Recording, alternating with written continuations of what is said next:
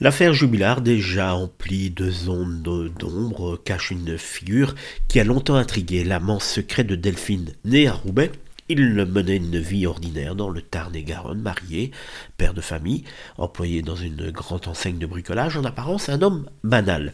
Mais derrière les portes closes, l'histoire était tout autre.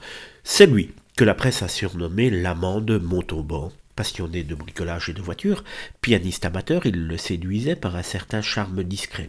Delphine, 33 ans, voyait en lui une sorte d'échappatoire, une promesse de renouveau, une vie à deux plus lumineuse. Ils se retrouvaient régulièrement, presque en cachette, et parlaient même d'emménager ensemble.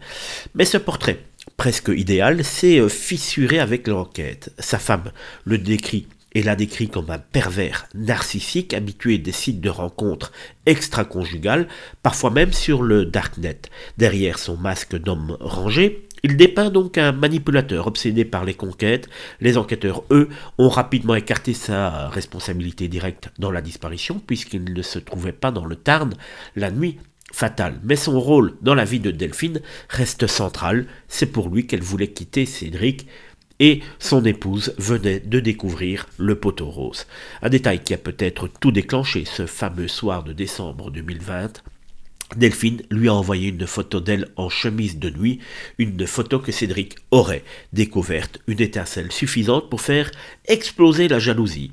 Depuis, Jean, comme l'appelle la presse, a disparu des radars. Il a vendu sa maison, quitté sa femme, changé de région et travaille désormais dans l'automobile.